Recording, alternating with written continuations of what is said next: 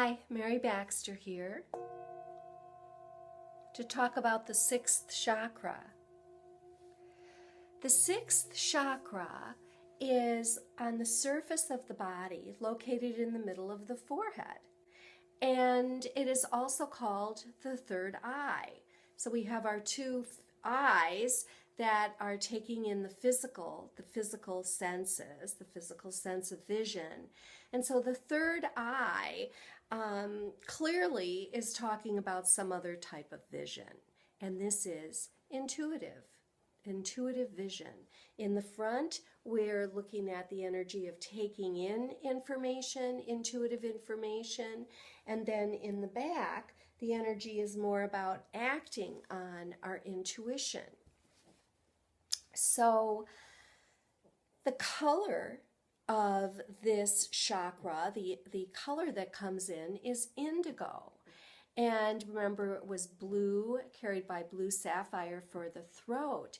Indigo is a gem quality of the stone sodalite, which is not easy to find.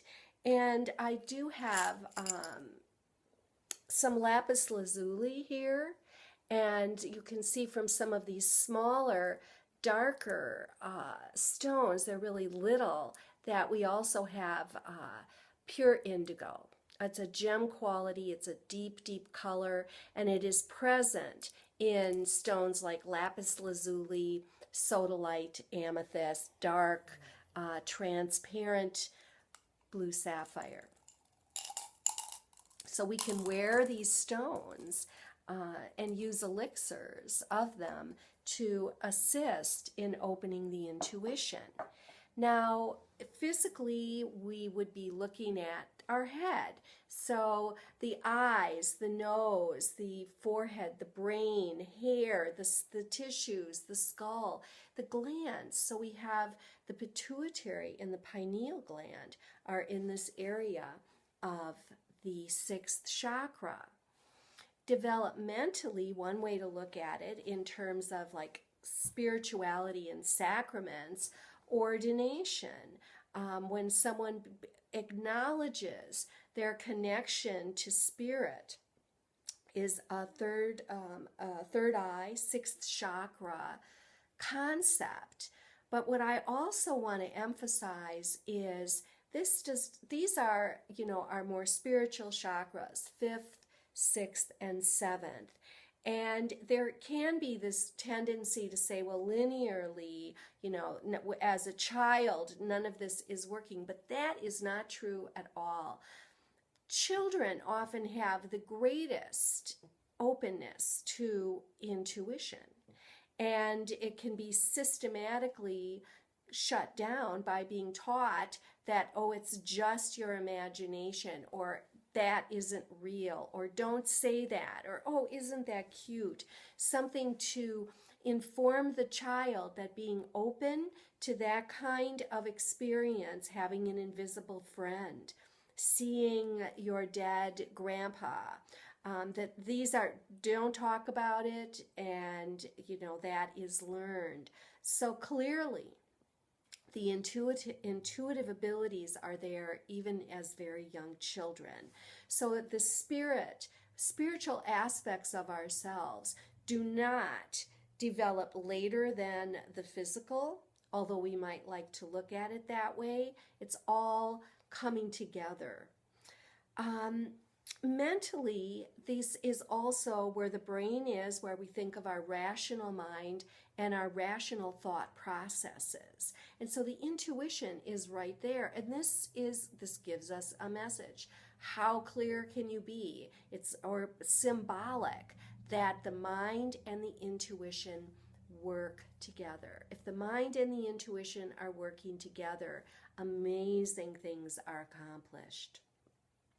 Many, famous scientists will talk about their process of really going into a meditation and, coming up with ideas that fill their lives, discoveries, answers to questions. And it's very much outside of what's considered the norm, but not when we're talking in this context.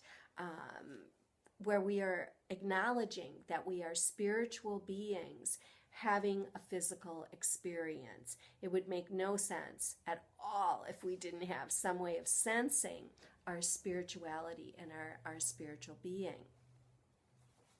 So our intelligence and our psychological makeup also have a lot to do with the sixth chakra. We can think of this, as we become aware of it, as opening to wisdom. And so when we open the sixth chakra, I mean, one of the processes that is used to open to intuition is to close the eyes and then to actually look up at the sixth chakra, or towards the crown of the head, and how this actually helps in activating this energy center. Try it.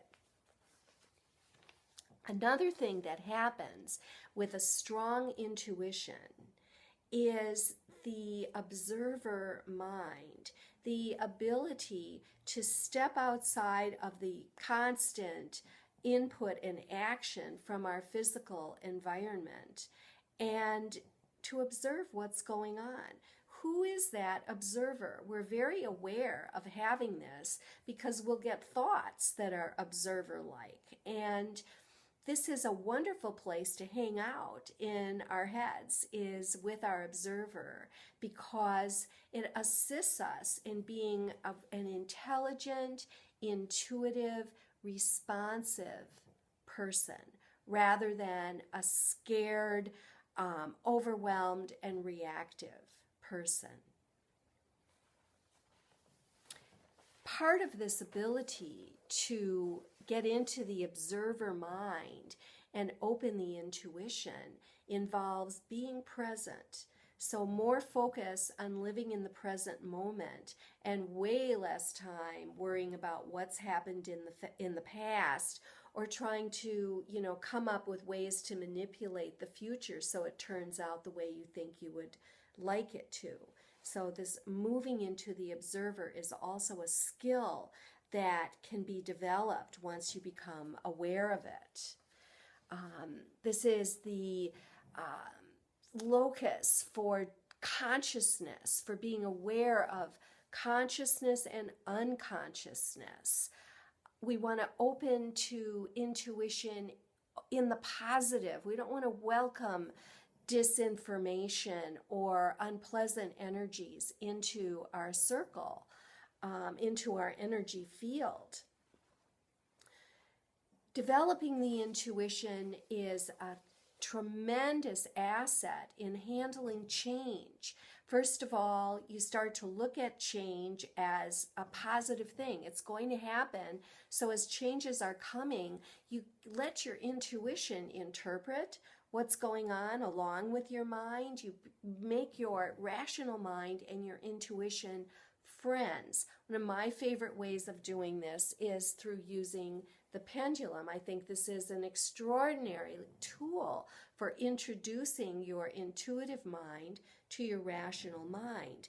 If you think that you're not intuitive or you're not psychic, working with a pendulum will cure that. You'll be amazed at the kind of information that you're able to even think of asking for and receiving. As we develop intuitively and develop the third chakra, it's natural to become far less critical and judgmental, to realize that the purpose of a lot of judgment and criticism is very self-protective, because we're projecting out onto others things about ourselves, not necessarily the exact behaviors and the exact things you see in someone else that you're judging. But there's an energy resonance, and so something makes us uncomfortable in someone else because it's inside of us too. And if we can work with it there, which the intuition helps us do, then we don't have to be wasting our time judging and criticizing others.